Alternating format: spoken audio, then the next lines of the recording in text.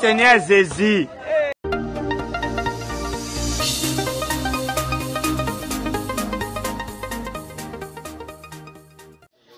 Habari za mdau mpendwa mtazamaji wa Nipe News TV popote pale ulipo, matumaini yangu makubwa ni kwamba uko mweri wa afya, na nadhani ya kwamba amani ya Mwenyezi Mungu inaendelea kubaki nawe mtazamaji wetu.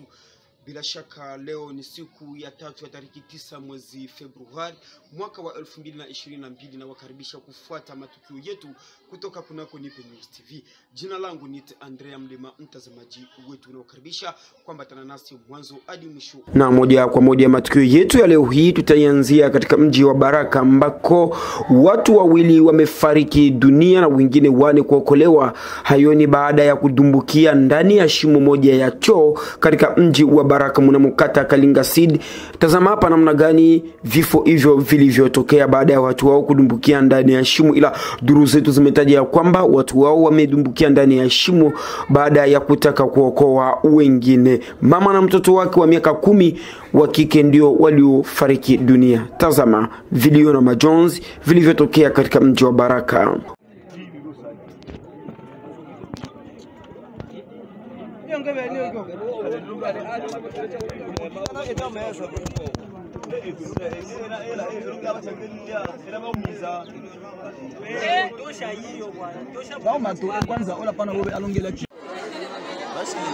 Tuko Baraka hapa kwenye shule la msingi la Umoja juu tu ya mtandao wa Vodacom, ambao tunatokea tukio moja. Watu wa familia moja, watu 6 walikuwa wamedumbukia ndani ya shimo ya choo. 2 ndo wamefariki akiwemo mtoto na mama.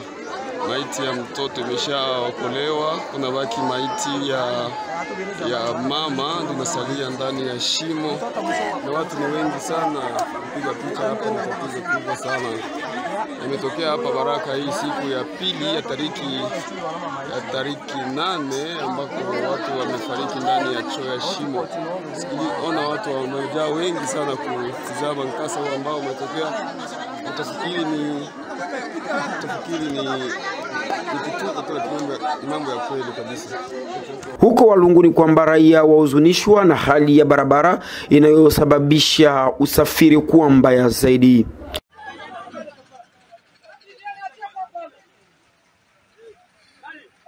Hapa plus de 200 véhicules zinazama hapa. Kama balilala, hii ni njia ya kwenda Mwenga, ya kwenda Shabunda, Walungu. Donc en tout cas souffrance sur souffrance. Tulifanyia Mungu nini mwa province?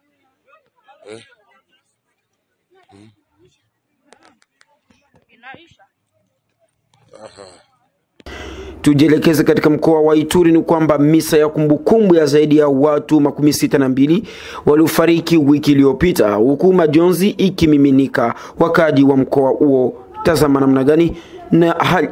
namna gani kumbukumbu hiyo ilivyofanyika.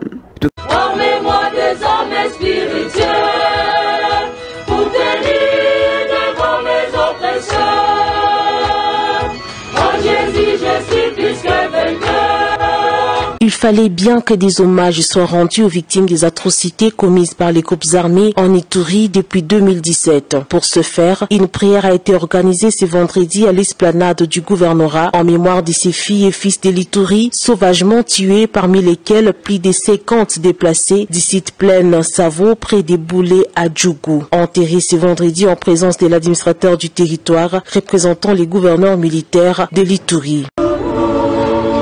Zambe tata na biso mozalisi wa likolo pe na se tala tosangani lisusu lelo na cabinet na biso awa na province ya Ituri pona tina na kokanisa milimo ya bandeko babiso baye batikiseye baye bakufi na bule. Zambe okanisa bango bandeko to sambela.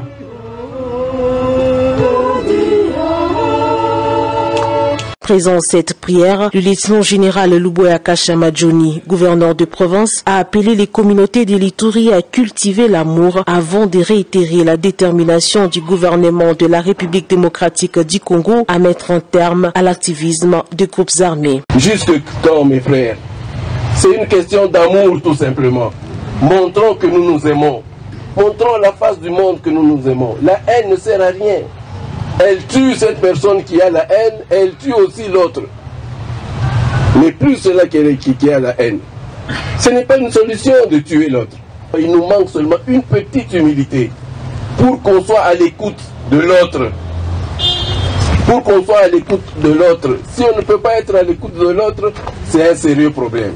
Nous en profitons aussi pour dire nos condoléances les plus attristées à toutes ces familles qui ont perdu leurs membres. Suite à cette tuerie des déplacés, les commandants sectaires opérationnels a été dépêché par le gouverneur de province dans la région de Boulé pour prendre des dispositions afin de renforcer la sécurité de la population et ses biens. Ukisalia tu katika mkoa wa Ituri ni kwamba kikao cha dharura kimefanyika kwa lengo la kuchunguza namna ya kumaliza makundi yote ya uasi mkoani hapo. En province de l'Ituri, les forces armées poursuivent sans désemparer la traque de groupes armés pour imposer la paix. Une fois la province complètement pacifiée, le développement s'en suivra. Voilà ce qui justifie la présentation ce lundi aux membres du comité consultatif provincial de la deuxième phase du projet de stabilisation de l'Est de la RDC pour la paix par le Fonds social de la RDC pour le gouverneur de province, le lieutenant général Luboya Kashamadjoni. Ce projet est une réponse à la crise socio-économique qui traverse l'Ituri pour le moment.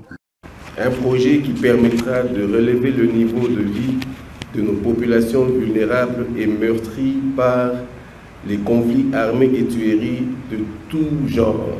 Les bénéficiaires de ce projet sont les personnes vulnérables, dont la plupart victimes des atrocités commises par les groupes armés sémant la mort et la désolation. Le coordonnateur général du Fonds social de la République, Rifin Bolongo, revient sur les grandes lignes de ce projet. Au total, nous voulons toucher à travers les 5 provinces concernées 300 000 bénéficiaires, dont 100 000 dans le cas des travaux IMO et 200 000 dans le cas des transferts monétaires inconditionnels.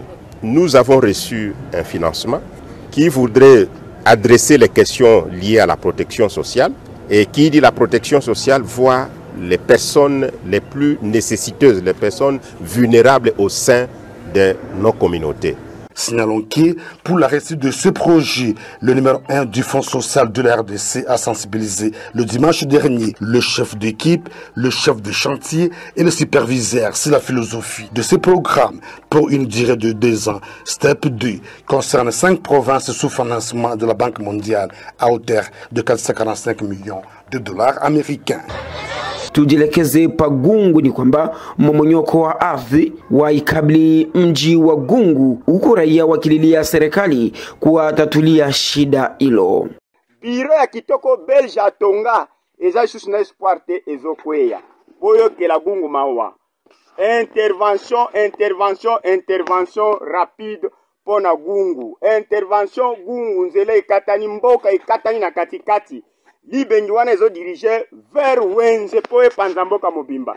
Secteur na commune eza na risque, eza lisusu na espoir te. Secteur ndenge ezawa mwaye bakota lisusu na biro eza te, puisque libengi etelemile bango na porte ya biro pe mopanzi na yango elingi ekwe ya kote mosusu yango oyo bozomona secteur ya Gungu. Bozwa solution intervention territoire ya Gungu, cité de Gungu, esika eza centrale hydroélectrique ya Kakobola mpe nzela ya kokende kabino bauti kotonga eza ya kitoko basilisi yango nzela eza lisusu te misala ezosalema te. Intervention ya gouvernement central tant que provincial boyo ke la Gungu mawa ota la biji ya kitoko basali ya kabaraj Kakobola mpe kabili nango batongi. Tujelekeze pali Sala, mtazamaji, ni kwamba walimu wa mji wa Lisala mkoani Mongola waiomba serikali wajenge shule kwa sababu ya elimu bora ya watoto mkoani humo.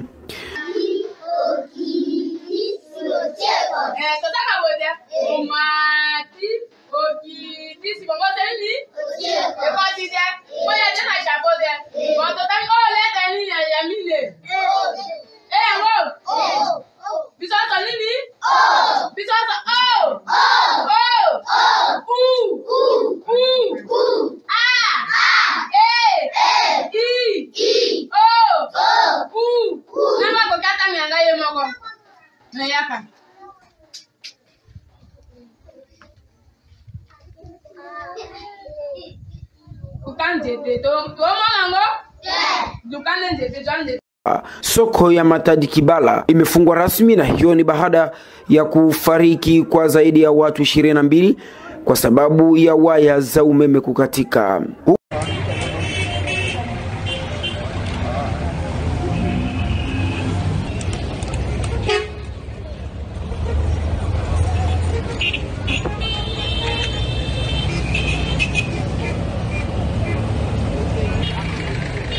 Alors, mon colonel, bonjour. Bonjour, maman journaliste. Alors, maintenant, on a terrain, marché pirate et kangite ou kangite? Marché pirate na Matadi Kibala et Gadji. On va conduire la boya, on a monté ma moto. Vous allez. Bino bozo continuer ko bengana bango, mais bango balingi bateka. Bango teka te, bango teka te. Ba marché pirate, bango ba kota na kata marché. Marché pirate et Gadji. Si. Ga bozo surveiller boeti banda tongo ti pourquoi? Eza musala na biso to ko baka to na bango awa to ko lala na balabala to ko zala na bango ti ba comprendre que ba go teka na balabala te et puis marché pirate. Merci.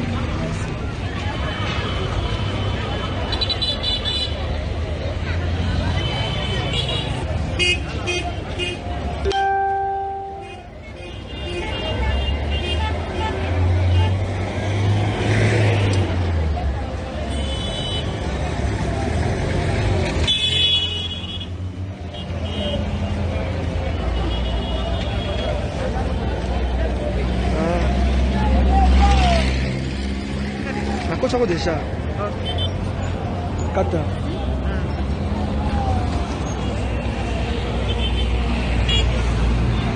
Huko Goma ni kwamba mpango wa amani ni sasa umeanzishwa mkoani Kivu Kaskazini, huku gavana wa mkoa huo akiomba watoto wa Kivu kupiganisha amani mkoani humo. Les particularités du programme PDD-RCS étaient au centre d'une matinée d'information et de sensibilisation ce lundi 7 janvier 2022 à Goma. À l'intention des autorités politico-administratives, les administrateurs des territoires, les membres de la société civile et des notabilités de la province du Nord Kivu. La cérémonie d'ouverture a été présidée par le vice-gouverneur, le commissaire divisionnaire Romy Ekuka Lipopo. C'est vraiment un soulagement de notre part, car ça nous dégage maintenant pour notre mission première et la véritable mission pour laquelle nous avons été nommés. C'est-à-dire quand le PDD RCS s'occupe de rendu maintenant, nous avons les coudées franches pour pouvoir faire la guerre avec celles et ceux qui refusent de rejoindre la patrie des nobles et refusent l'appel du chef de l'État. L'objectif poursuivi est d'informer et sensibiliser les participants pour qu'à leur tour le fassent à l'intention des populations de leurs entités administratives respectives pour la réussite effective du programme, comme l'a évoqué M. Pierre Égide Bossalé, coordonnateur adjoint de ce programme en charge des opérations dans son mot. Ce programme a été conçu pour la paix et le développement de notre cher et beau pays.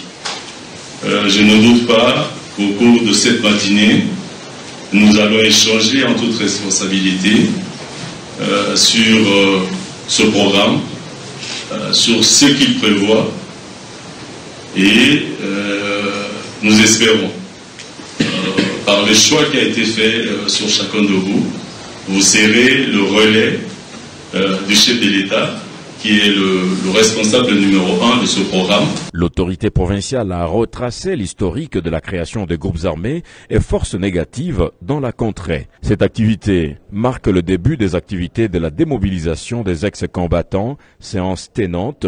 10 leaders de groupes armés rendus sont passés à l'enregistrement biométrique et l'orientation à diverses filières de formation pour leur insertion communautaire. Hatimaye tujielekeze paka Sumbalesa ni kwamba vurugo zimeshuhudiwa kati ya wafuasi wa chama cha UDPS na wafuasi wa vyama vingine. Voilà comment l'UDPS s'aligne l'honneur du parti.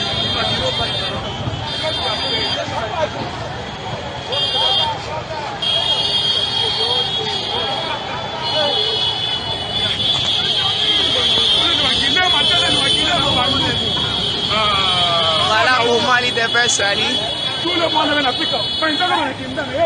l'honneur du parti. Aya basi mtazamaji wa Nipe News TV, huo utakuwa mwisho wa matukio yetu kamili ya leo hii. Ni bora kusubscribe matukio haya na kuyasambaza kwa wengine. Ukitaka kupata habari kemkem, fuata Nipe News TV ambayo ni channel yako inayokuletea habari za Afrika ya Kati, Afrika Mashariki na Jamhuri ya Kidemokrasia ya Kongo. Mimi ni Andrea Mlima, sina la ziada. Baki nasi kwa muda na wakati mwingine. Kwaheri kuninyeti.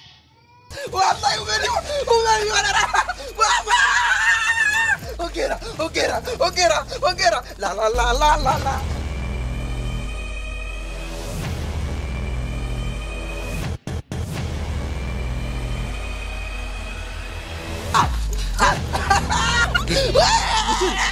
Ongera sana.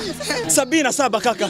Ndio. Kwanza hizo information umezitoa wapi? Nipe News imemaliza kila kitu baba. Kaka nimekuambia. Wanafunzi wote wanapata matukio kwenye Nipe News TV kaka. Hauna haja ya kwenda Vodacom au Airtel. Simu yako tu inamaliza kila kitu. Nipe News TV ni wajanja.